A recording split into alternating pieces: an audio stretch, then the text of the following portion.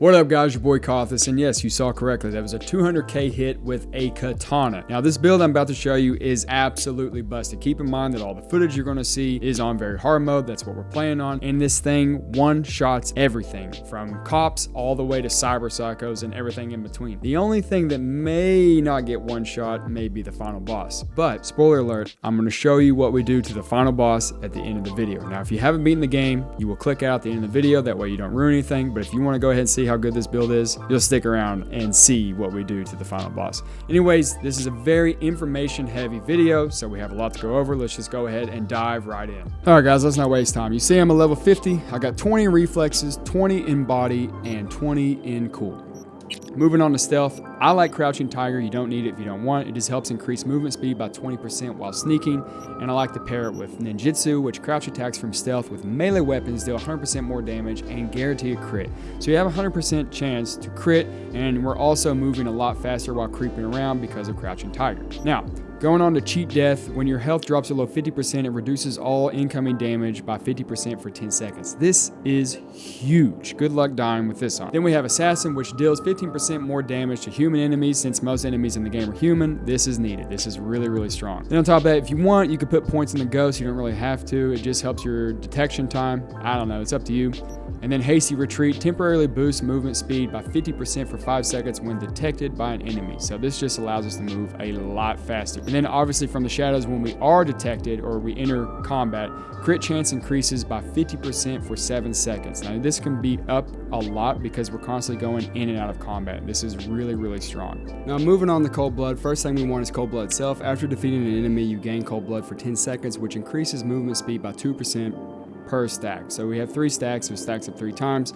We can add in Coldest Blood, which gives us a 4th stack, and then we add in Unbreakable, which gives us a 5th stack, so we get a total of 5 stacks. Will to Survive increases all resistances by 5% per stack of Cold Blood, and if you're at 5, that's 25% extra resistances. And then anytime Cold Blood is active, you get 10% more weapon damage, and anytime Cold Blood's active, you take 5% less damage. On top of that, it increases attack speed by 30% per stack of Cold Blood. If you're at max stacks, that's 150% extra attack speed. Then immunity makes us immune to all dots like bleeding, poison, burn, and shock. This is fun. Defensive Clouding increases armor by 20% per stack of Cold Blood. Now that's a big deal because it can go up to 100% based on your stacks. Rapid Blood Flow, which increases health regen inside and outside of combat by 100% per stack of Cold Blood, which will go up to 500%. Then you have Cold and Calculating, which landing a crit has a 25% chance of applying a stack of Cold Blood. Not needed, but if you want it, go for it. Blood Swell, when your health reaches 45%, a max stack of Cold Blood is automatically activated.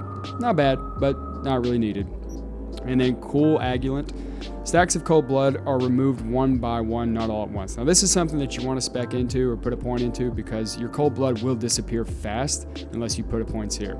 And of course, this allows you to have Cold Blood for 10 seconds more. Not needed, but if you want it, go for it. The only thing you really need once you hit the 20 is Merciless, and while Cold Blood is active, it increases crit chance by 10% and crit damage by 25%, and an extra 1% crit chance and 3% crit damage per perk level, and you can keep putting perk levels or points into this. Now going into reflexes and into blades. You want everything in the blades, but I'll go over the most important things first, and then you choose what you want from there.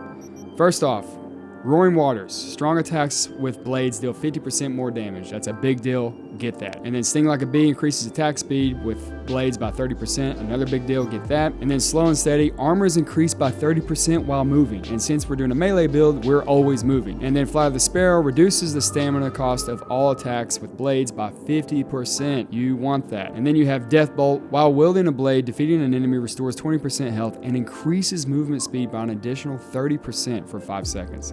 That's a big deal. We're constantly getting our health back by one-shotting everybody. Blessed Blade is really good because it increases our crit chance with blades by 20%. That's always up. And then Fiery Blast, it's better for bosses, but you know, the only boss that we weren't allowed to one-shot was the very last boss, so honestly, you may not need this. What it does, it increases blade damage by 3% for every 1% of the health that's missing from the enemy.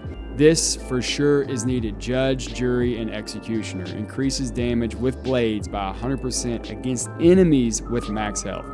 This is huge for one-shotting.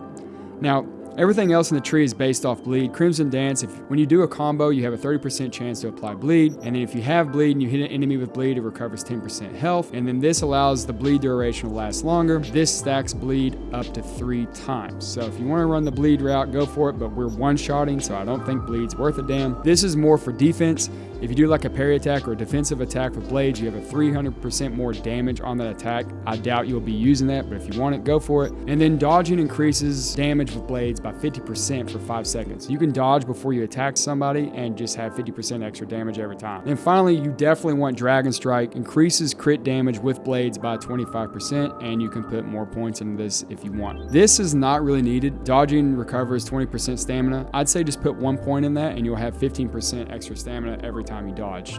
Besides that, don't waste points on it. Okay, going into body and then athletics. First off, we want regeneration. Health slowly regenerates during combat. That's a big deal. We want this. And then we couple that with Invincible, which increases our max health by 30%. And then True Grit, which increases our max stamina by 30%. These are great to have. Marathoner, if you want this, I like this. You don't have to get this, but I really like this. Sprinting does not drain stamina. And since we're sprinting from enemy to enemy, we're actually regenerating stamina instead of losing it. I would say put a point in this. And then you have Wolverine. Health regen activates 90% faster during combat, and you couple that with Dog of War, which increases health regen in combat by 30%. You definitely want Steel and Chrome, increases melee damage by 20%. There's no reason not to get this. And then Cardio Cure, health regenerates 25% faster as you move, and since we're always moving, our health is regenerating 25% faster. You definitely want Steel Shell, increases armor by 10%. You couple that with Indestructible, which reduces all incoming damage by 10%. And then you get the max piece. When entering combat,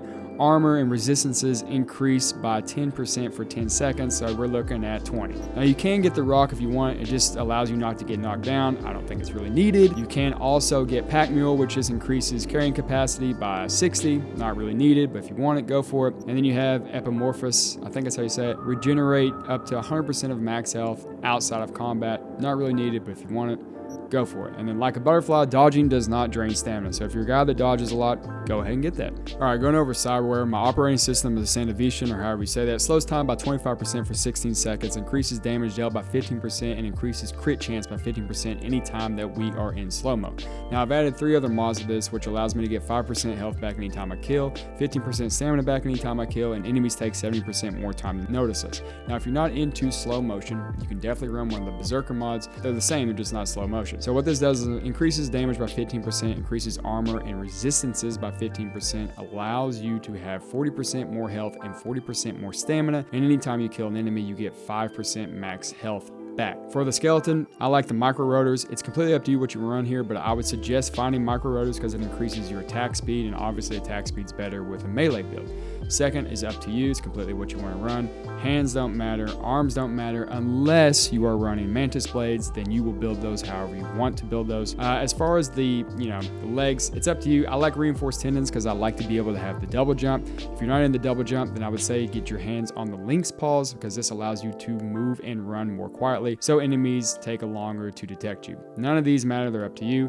This allows you to slow time by 50% for 4 seconds anytime that someone is detecting you, and anytime that we run and slide, this slows time by 70% for 2 seconds. And when you're in slow time, you're allowed to do big damage. These are up to you. I would say trying to get an adrenaline booster. This is really big because it instantly restores 50% stamina anytime we kill an enemy. And the only other thing I tell you to worry about is try to get your hands on this. This instantly restores 10% health after we kill an enemy. Everything else doesn't really matter. This just gives us crit damage and crit chance. And then these are just, increased stamina.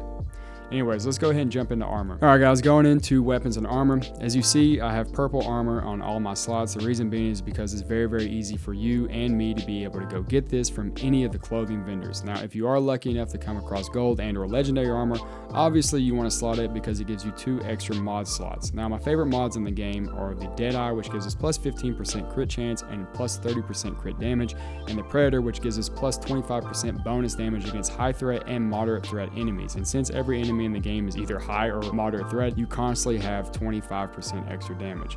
Now I'm pretty sure you can stack these as I've done here. If I'm wearing the gold piece, I've stacked Deadeye and Predator. Now I've put Deadeye on all 6 pieces of gear. That way I have 90% extra chance to crit and 180% extra crit damage. The reason I did that is because everybody's favorite weapon in the game is a Satori. Now this weapon only has a 5% chance to crit. I put a weapon mod in it to give us more crit chance, which puts us up to 12% chance, and with our armor mod stacking, that puts us up to 102% chance to crit. The reason this weapon is so damn good to everybody is because the crit damage that it puts out is up by 510%. Problem is this base damage is really low compared to other katanas, so the scaling is a little off, right? Now, if you spec into crafting, you can upgrade this, but I didn't because I put all my points to do more damage and have more health. So my favorite weapon in the game is just the legendary katana that you can buy pretty much at the very beginning of the game. So just go next to your apartment, find the weapon vendor or the melee weapon vendor that's right next to your apartment, and he sells this weapon. Now he sells 2 variants of this weapon. All you have to do is wait 24 hours and see which one you want. One has more base damage and the other one has more crit damage. I went with the one with more crit damage because that's just my style. You can play with daggers and knives if you want. The machetes, everything's really fun to play with. I feel like they're not as good. This is my opinion because the reach is really bad, but they do have really nice crit and stuff like that. Another really good weapon if you want to go for katana is the Jinju Maru. I feel like this is really, really good against boss targets, but the problem is we're already pretty much one-shotting everything in the game, so you don't even really need this. Another really good weapon to roll with is the Mantis Blades. If you're running Mantis Blades, you're gonna love this build. Also, our armor, if you see, is at 3315. That will go up to 5400 when in combat and possibly even higher when you get cold-blooded to proc. Let's go ahead and get into some gameplay, guys. I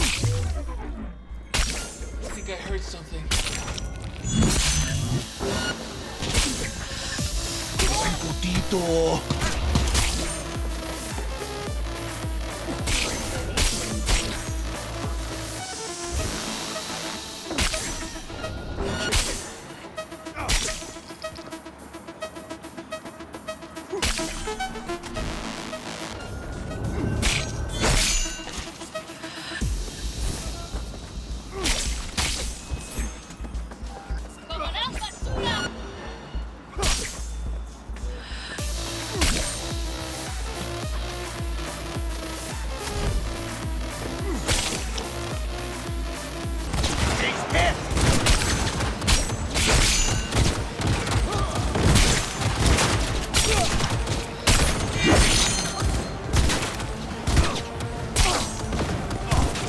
Guards are taken care of. Alright guys, like I said, spoiler alert, we're about to fight the last boss. If you want to click out of the video, please do. If you don't care, then let's watch us destroy this guy in a very, very small amount of time with extremely little to no effort at all.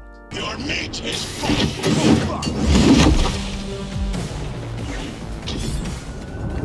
Adam Smasher! I fucking knew it! You are nothing.